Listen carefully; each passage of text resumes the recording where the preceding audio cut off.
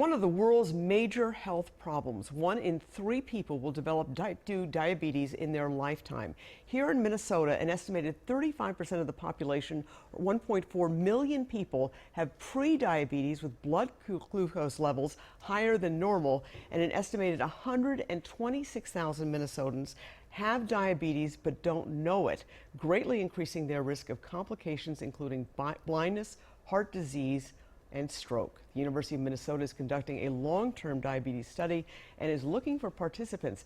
Participants get medications for free, and some are reporting dramatic weight loss, like I believe Larry Bach there, one of the patients here. Joining us to talk about this study is the head of that study, Dr. Elizabeth Seaquis. Thank you so much for coming in. Thanks for having me. Right. Those numbers really are shocking. They are shocking. What is type 2 diabetes? Type 2 diabetes is the most common form of diabetes. About 90 or 95% of people with diabetes have type 2. Usually occurs in adulthood, but not always. Usually occurs as people get older. We find more and more people have it as they're older. Often linked to being overweight, but the shocking thing is not everyone with type 2 diabetes is overweight, and most overweight people do not have type 2 diabetes. Okay, so that's a myth there. It's a myth. All right. How can 126,000 people in Minnesota have this disease and not know it?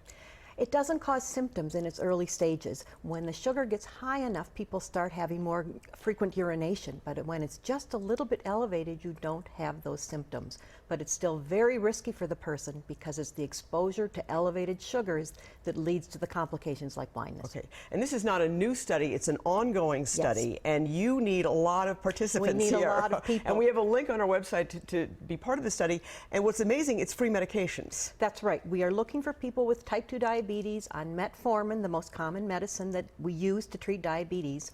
And we want to determine what medicine should we add to that metformin to keep their sugars under control. We have many choices out there, but right now we don't know the right way to pick that. I go by side effects and cost, which is not the best thing necessarily if that's not going to help that patient.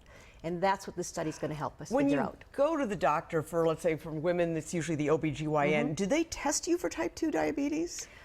They do for certain people. So we recommend screening for everyone over the age of 45. But if you are younger than that and you've had gestational diabetes, or if you are from an ethnic group, African Americans, Native Americans, Pacific Islanders, who are at greater risk, you should be screened earlier. And it's an easy test to do. It's just a blood test to determine if you have an elevated sugar, or another test called an A1C. So it's people of color, obviously ethnic minorities, but obviously Caucasians can get this as well. Yes, absolutely, absolutely. And is it, you mentioned it is associated, even though some people are thin and have it, but what is the prevalence amongst those people who are overweight? I can't give you the exact numbers. The way I think about it is that this is a disease that you have a genetic predisposition for. And how you live your life, your weight and your activity level will influence the age at which you will have this disease develop. If you are an overweight person who is very thin or very inactive and have a parent who has type 2 diabetes, your risk of getting that disease early in life is much greater than if you had the same parent but were very active and lean. You might not get it until you're in your 60s or 70s. All right. Well, Dr. Seaquis, thank you so much for coming in. If you have questions about the study, you can email at grade, G-R-A-D-E, at umn.edu, or else call that phone number, 612-624-1469. And we do have a link on our website at WCCO.com about the study and how people can enroll. And again, there's no cost to the person. No cost at all. In fact, we give away medicines and we do tests for free, and we see them. We provide diabetes care expertise 4 times a year with no charge.